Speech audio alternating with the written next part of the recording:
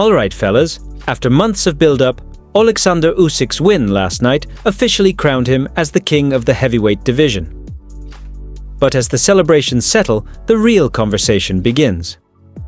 How great is Usyk's legacy? Are we witnessing one of the all-time greats? Where does he rank among this generation's best, and when it's all said and done, how will he stack up against the legends of the past? That's exactly what we're diving into today.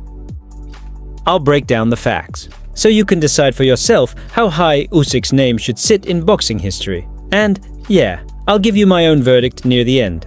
But if you're into this kind of content, deep dives, debates, and everything in between, hit that subscribe button. Knock On is your home for real boxing talk. Now let's get into it. Usyk didn't just pop up overnight. Before he ever turned pro, he was one of the most decorated amateurs of his time. An incredible 335 wins to just 15 losses. His biggest amateur moment? A gold medal at the 2012 London Olympics. Alongside that, he also bagged gold at the 2008 European Championships and the 2011 World Championships. So yeah, he had elite skills long before he stepped into a pro ring. When Usyk turned pro in 2013, he wasted no time. By just his 10th fight, he captured the WBO cruiserweight title against Krzysztof Kowalski in 2016. That win set off a historic run that saw him become the undisputed cruiserweight champion in just 15 fights. Along the way, he won the World Boxing Super Series, knocking off top names like Marco Huck, Mairis Briedis, and Murat Gassiev. He then closed out his cruiserweight chapter with a highlight reel knockout of Tony Bellew in the UK. Then came the heavyweight leap, a move most fighters don't dare make. And to be honest, many doubted him. At 6'3" and typically weighing around 220, he was considered small in a division now filled with giants pushing 260 plus. Could his style, his footwork, his speed really translate at the top? The answer, absolutely. Usyk made his heavyweight debut in 2019. From there, he outclassed Derek Chisora, then pulled off back-to-back wins over Anthony Joshua, beat Daniel Dubois, and just now, twice took down Tyson Fury. That's the cream of the crop.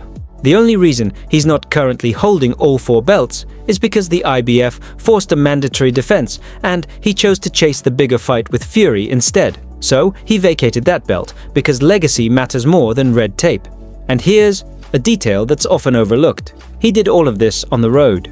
He beat Briedis in Latvia, Gassiev in Russia, Hunter in the US, Bellew in the UK, Joshua twice in the UK, and fought Dubois in Poland. This guy didn't build his legacy with hometown advantages. He went into enemy territory over and over and came out with the win every single time.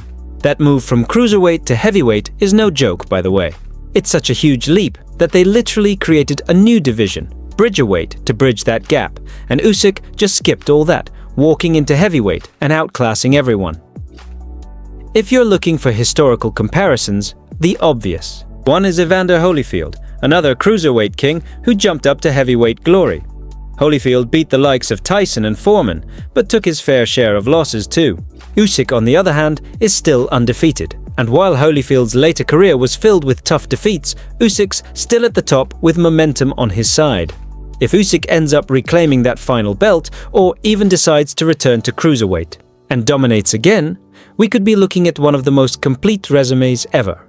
His case for the all-time top 10 wouldn't just be solid, it'd be undeniable.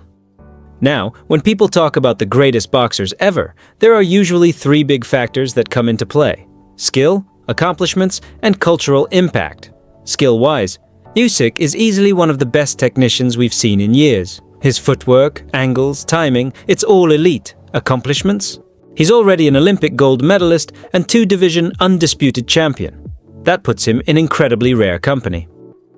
But cultural impact? That's where it gets a little trickier. He's not the loudest guy, not the flashiest personality. And whether we like it or not, that matters in these kinds of legacy debates. Some people want their greats to have charisma, controversy, or that it factor. Usyk's more of a quiet assassin. He just shows up, does the job, and leaves. So, where does that leave him? To me, the bigger picture is this. If he keeps making history, keeps beating top names and stays undefeated, There's no way you can keep him out of the GOAT conversation. The resume speaks for itself, and he's doing it with class, skill, and against elite opposition in their own backyards. Right now, Usyk is hands down the best heavyweight of this generation. He's showing the world that timing, intelligence, and technique can still conquer size and brute force. And whether or not he cracks your personal all-time list, what he's doing right now is something special. Something we may not see again for a long, long time. But now I want to hear what you think. Is Usyk already an all-time great in your eyes, and how does he compare to the heavyweight legends of the past? Drop your thoughts in the comments. If you enjoyed the video, please hit like and subscribe. It goes a long way in supporting the channel. Thanks for watching, fellas. I'll catch you in the next one.